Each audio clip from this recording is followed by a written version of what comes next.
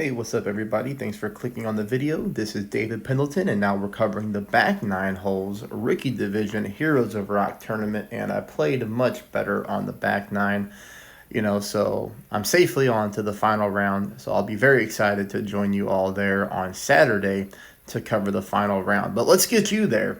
All right, so if you're new to the channel, please hit that subscribe button, and then secondly, you know what I'm going to ask for. If you like my content, please take a moment there to hit that thumbs up before you go. All right, hole number 1 here. Let's show you a couple different ways you can get there. We're going to be getting a very, very nice wind angle. Crosswind mixed with tailwind blowing from left to right. This is the ideal wind. You can make this ball with the Titan, no problem. As you can see, we're obviously short of the fairway, so we're going to have to be using overpower to get our ball to go where we want it to go. So here we go full overpower with quite a bit of curl to the right. I even hit a great ball to the right here. But at the end of the day, this one's just fine. You can see there plenty of fairway to work with. We clip the rough. We roll out, leaving us for a very short chip in there on hole number 1 for the eagle. Now, you could obviously make this shot much easier on yourself with a berserker ball, in which you would go 2 bars of side spin to the right. We would go 4.5 top. We move this yellow ring all the way over here to the rough line, just like that. And then, of course, the benefit of obviously using the P5 ball is you don't have to go with overpower. You can make a normal shot, use the same amount of curl, hit perfect. And you're coming in very nicely. This time we don't clip the rough, but that's okay because we get to take advantage of the big slope on the top of the green, and we roll back down towards the pin, leaving us for a very safe option on the putt right there. All right, so now let's go to hole number 2. Hole number 2, still not a fan of it in Rookie. I do much better on Pro on this account than I do on Rookie. But that's okay. Eventually, one day, I'm going to get it down. But here you can see I'm just applying my spin, and I'm trying to wait till I get a good ball guideline. That's all that I'm really looking for. But again, unfortunately, I don't play this hole very well today. In the final round, I'll definitely be spending more time on it, trying to get that hole-in-one dialed in, But as for right now, I'm just kind of taking it as the birdie, and then hopefully, finding a better landing spot in the final round. But here, we come close. We missed by about half of a green square to the right. You can make some minor adjustments there and see if you can get that one to get closer. But that's where we're at there on hole number 2. That'll take us to hole number 3. Hole number 3, this is another favorable wind. So where the front 9 was filled with a lot of headwind, here we get more favorable wind. We go 2 bars of side spin to the right with the Titan. And as you can see there, I applied about, almost half a bar of backspin, something like that. Thing is, we just don't want to hit great on this shot. We want to make sure that we're super focused on hitting perfect, because a great ball could put you into the rough, and typically that can spell disaster on this hole. But here, this one's very safely onto the middle of the fairway. We have no issues with landing that one, and then of course that takes us on to shot number 2. Shot number 2 does give us a good chance for an albatross. Now, on this particular hole, I played it 10% at max. So the replay you're seeing, again, is played 10% at max. Now, I would advise to try to play this one somewhere between 20 and 30%, because you're going to see here that I end up missing to the left-hand side of the hole. So had I pulled more rings, then this one could have possibly gone in. But we'll take a look at it. We'll kind of slow it down here in a second. I'll let you all take a look at it in regular speed, and then we'll slow it down and see what do we need to do differently to possibly get this ball to drop, which would be huge.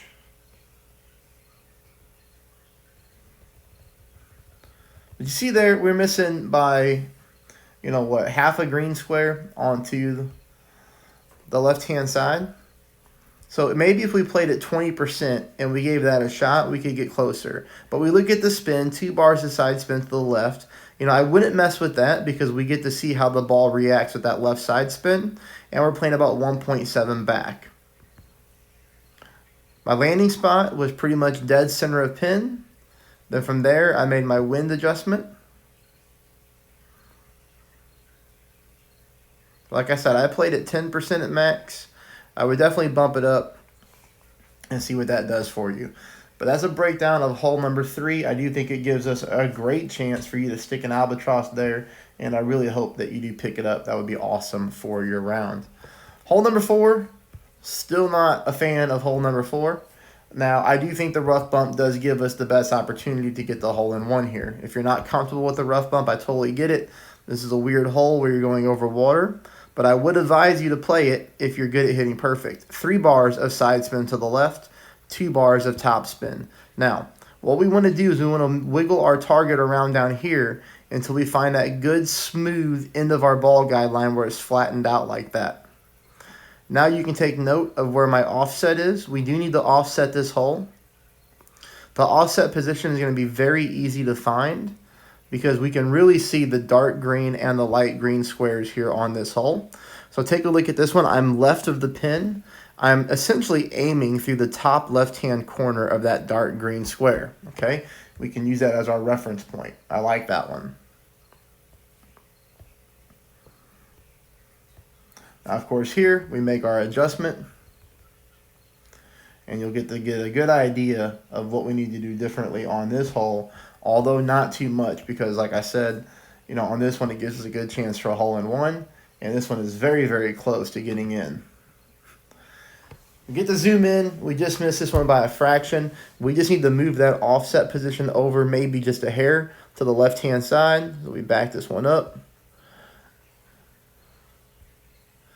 So again, that was the offset position. Maybe we move that a little bit more to the left and we can get that ball to drop into the hole. Still a tough hole-in-one, but it is there in that wind angle. All right, hole number 5. Hole number 5, this one's a very straightforward, eagle hole for a par 5. We go 2 bars of side spin to the left combined with a 1 bar back spin. Then we back our target up a little bit, just like this, and we do that because we don't want to roll too heavy into the top part of the fairway. You might ask, why not just apply more backspin? You could do that if you wanted to, but when you have the opportunity to play your driver and back it up, right, in tailwind, it's going to make the needle just a little bit slower, which makes it easier for you to hit perfect. This hole is, again, one of those par 5s where it is crucial that we hit perfect on the drive because we don't want to stick one in the rough. Now, shot number 2, we're going to play at 10% at max. Basically, all you're going to do on this one is really just try to gauge your top spin. You'll notice here the landing position, I'm leaving it about 1.5 green squares short of the pin. And then I would say here that I'm probably aiming a little bit left-hand side of the cup as well. We are getting a tailwind push from left to right. So ideally what I would like to do is aim a little bit left. And then once I hit this landing spot, I would like for the wind to blow the ball towards the pin. Which it does. I just didn't offset enough. So as you can see there, the speed is really nice. The spin adjustments are really good. All we need to do is just offset that one a little bit more to the left-hand side, and you can pick yourself up an albatross on a hole number 6, hopefully. Hole number 6 is definitely not the easiest albatross of any par 5s in the game, but it is one that normally does give us a good chance, and some of you will pick it up, and I'll be excited for you, for sure. All right, hole number 7. We are going to get headwind on this hole, but that's okay. I know a lot of people like to go for the aggressive approach and drive green on this one. This is not a hole in which you need to do that. This one plays really, really good on shot number 2 as long as you hit perfect. Here we're going to go with 3 bars of side spin to the right with 4.5 bars of top spin. You do not need to use more top spin. I do not use that on this hole as there is a specific landing spot that I am always trying to land in a particular area here on the fairway. Which if you've been following me for, the qualifying and opening front 9 holes, you'll know that I'm just trying to land here just to the right-hand side of this rough. Anywhere in this fairway zone is good. We don't need to go further up. We want to take shot number 2 at a mid-distance range, just like this. We normally go exactly 1 bar of backspin, which you'll see me apply here. And on this one, we like to play the shot before the fringe. So notice that I am aiming my target on the fairway. Here we adjust 10% at mid. And more times than not, as long as you pull your rings accurately and as long as you hit perfect, this ball typically finds its way in the hole.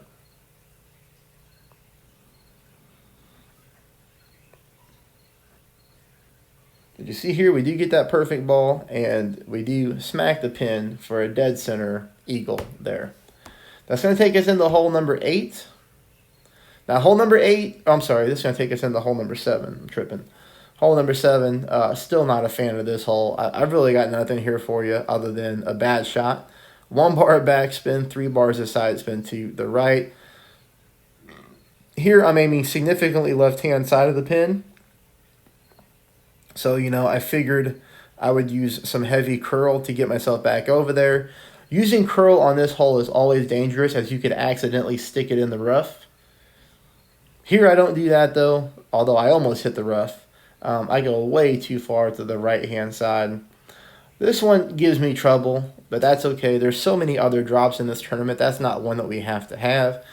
This is one that we have to have in this wind angle, though.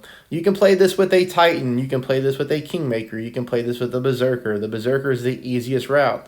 If you're playing with a Titan or a Kingmaker, you are going to have to use Overpower. But that's okay. This is a very, very good wind angle for us to get close to the green on the drive. You see here with the Berserker, I do use a click of Overpower. It's not a whole lot, combined with half a bar of curl to the left. Nordic Forge, everybody, is one of those courses in which the game gives us a lot of opportunities to drive to the green. Every ball that I use here on Rookie is free to play. I do the same thing 99% of the time for Pro. Just make sure that if you don't have Berserkers, that you're definitely following the Golden Shot guides so that you can get Berserkers. Especially if you're in Tier 3 Rookie, where the competition is using APOC 6, 7, 8s and money balls, you're going to have these Berserkers in order to compete for top standings. Now, yeah, if you're sitting there in Tier 1 or Tier 2, probably not near as much, right? But once you get up to Tier 3, especially if you start to get a lot of good finishes, you're going to move up in what's called skill points. So there are skill points within each tier. And if you're sitting in the top echelon of that, you need these type of balls to compete. Or, like I said, you can play that shot with really any power 3 ball, but you got to be good at hitting perfect and overpower. So you don't have to have the ball to compete, but then you'd really have to work on the skill piece. But that one, I know I spent a little bit of time on it. That's just an important eagle to pick up right there. And then we go on to hole number 9. This is it until I see you for the final round. Hole number 9, back-to-back headwind, okay? Kingmaker is the most ideal ball for free to play. Berserker would be super ideal too, but I'm not going to use that one here. Or if you are a money ball player, anything power 4, power 5 with high wind resistance is great. Please subscribe. Please hit thumbs up. Here I'm using a little bit of overpower, okay? That's about half a ball of OP. Not a ton, just a little bit to get me a little bit of extra distance. Now, when it comes to shot number 2, I recommend you have the big dog in the bag. I forgot to switch my bag, and I have a sniper. Lo and behold, I pick up an albatross with it. So, maybe that's the way to play. But again, if you don't have big clubs like a sniper, 9 or 10 in your bag, you'll probably have to go with the big dog. That's going to be the best club, for this particular hole. But we do have a really nice line here for the albatross. You can see the spin adjustments. 3 bars of side spin to the right, combined with right at 2 bars of top spin.